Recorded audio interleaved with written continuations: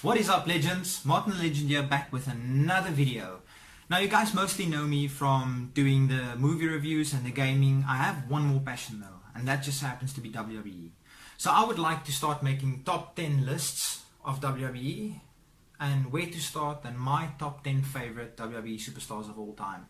Now, this is in no stretch of the imagination the top 10 best of all time. This is my opinion of my top 10 favorites. Why do I pick them? The character they played or still play, the pop they gave me whenever they came out, how they made me feel emotionally, all those kind of factors play into account. So, number 10, and this guy will probably be much higher in a couple of years' time if WWE handles him correctly, but at the current moment, number 10, Tommaso Ciampa. The work the guy did with DIY, with Johnny Gargano was absolutely brilliant. The best tag team I've seen in a long time. Then, the turn, the betrayal, was absolutely booked to perfection with the screen going blank on NXT. You had to watch the next week. Now, this guy, in my opinion, is currently the best heel that WWE has, the best heel they've had in a while. Just everything the guy does, the way he walks to the ring, clutching that NXT Championship, Goldie, just everything he does is just absolute pure gold. If WWE handles this guy correctly and they don't shove him on 205 Live, this guy is going to be one of the best heels for a very, very, very long time. Number 9, Ultimate Warrior. Why Ultimate Warrior? As a child watching WWE, whenever that music hit and that guy would sprint to the ring and he would shake the ropes, the intensity, the face paint, the tassels on the muscles, everything this guy did was absolutely phenomenal. Being a double champion, it was brilliant. The way WWE booked him, knowing his capabilities, booking him in short squash matches was absolutely perfect. Now, I'm not talking about his off-screen antics. I'm talking about specifically his WWE character. This guy was absolutely phenomenal.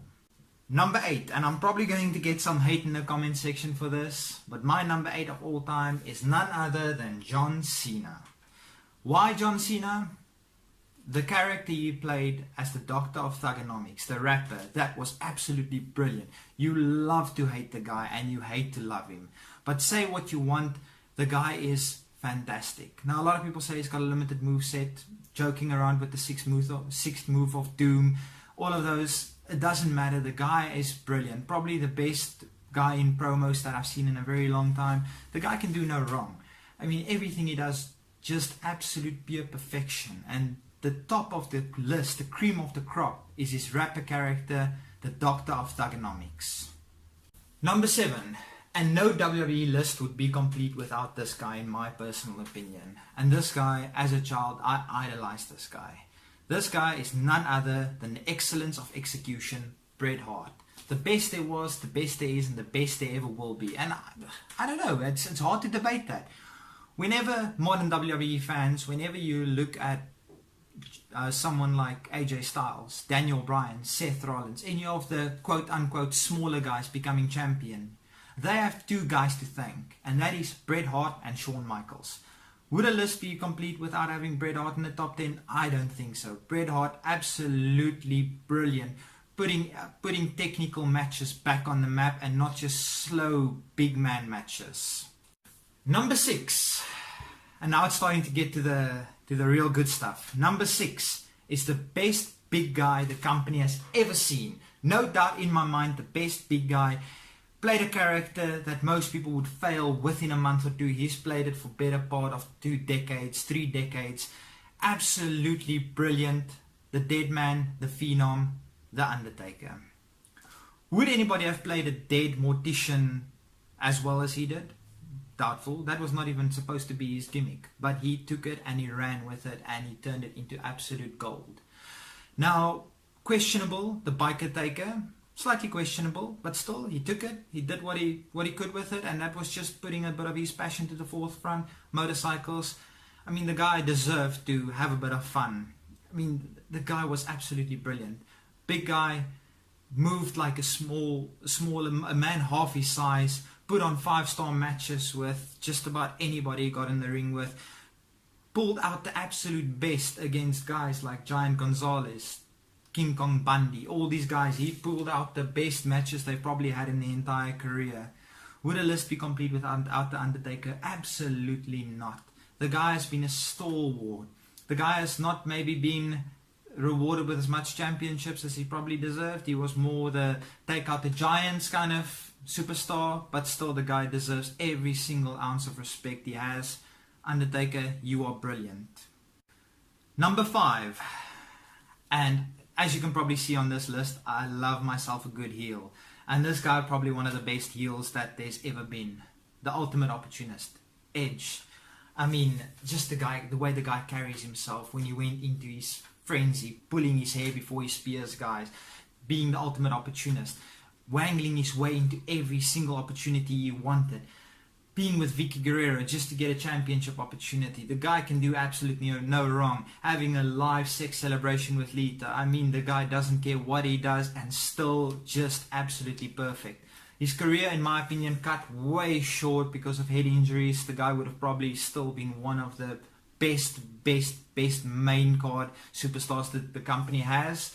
But unfortunately, life happens. But Edge, you are absolutely brilliant. And also, not to mention that he gave us a world championship run with Christian. If it wasn't for him, Christian probably would have never had it. And Christian, shout out to you. Great. Number 4 is none other than Hollywood himself, The Rock. I mean, The Rock, come on. How can you go from die Rocky die chants and Rocky sucks to being so over as a heel or a face that it's ridiculous? The guy, whether he played a heel, whether he played a face, just absolutely perfect. The guy goes away for long spells, comes back and still tears the roof off the place. He's not just the most electrifying man in sports entertainment for nothing. The guy absolutely proves it. And to get a finisher like the People's Elbow over as much as he did, I mean, it's an elbow drop. And almost nobody kicked out of it ever. Just to get that over with the crowd as much, pulling that elbow pad off and the crowd pops. You just don't, you can't create that. That has to be within someone. Number 3 on my list, yet another heel. It's none other than the Viper, Randy Orton. Why Randy Orton? The guy's brilliant. He's probably got the most over finishes in the company. Everybody pops when he hits an RKO out of nowhere. And the way he's done the RKO with Seth Rollins attempting the curb stomp just to push him up, the timing, Evan Bourne, the timing from the top rope, the guy can do absolutely no wrong. Whether his backstage antics is good or not, I don't really care. I care about the in-ring performance of the guy. You honestly, when he goes into that place, when he starts hitting the floor, the canvas, when that guy goes into that place, you can honestly believe that this guy is mental. And he does it like no other. Number 2 on my list, and this guy in my opinion doesn't get enough love in lists like this. The guy puts his life on the line whenever, and as a teenager, whenever his entrance music would pop, I would just jump out of my seat, and I still do now as an adult. This guy is the ultimate daredevil, the ultimate risk taker, and he does it for our entertainment. Puts his life on the line every single time he goes out there for our entertainment. None other than Jeff Hardy. Now, this might not be a popular choice on a list like this, but hey, it's my list. It's my favorites of all time. So, why did I pick Jeff Hardy? The moments the guy gave us in the Attitude Era onwards is just absolutely phenomenal. The spots he did in ladder matches, TLC matches, jumping from the Titantron, it's absolutely, the guy has no fear whatsoever. I don't know how he still goes out and performs. His body is probably held together by sticky tape, but the guy's just absolutely brilliant. Whenever his music hits, I just jump out of my seat and I get excited to see what is he going to do next. The moment he grabbed that championship for the very first time was one of the best days in WWE in my opinion. His match against Undertaker where he just didn't quit. Afterwards, Undertaker gave him mad respect. You just can't buy that. The man is an absolute legend. And number 1 on my list, and I'm sure this is number 1 on most people's list, is the Texas Rattlesnake, Stone Cold Steve Austin. The guy gave everybody a hope. He was the working class hero. He gave everybody a hope that you can stand up to your boss and you can win the fight. The feud this superstar had with Vince McMahon and the corporation was absolutely, it was brilliant. His heel turn, not as great, but he just did what he was given. It was still phenomenal. But the moments this guy gave us, the comedy moments, the badass moments in the Attitude Era was second to none. This guy he put WWE on the map in the Attitude Era. This guy is just, without a shadow of a doubt, the best WWE superstar there has ever been.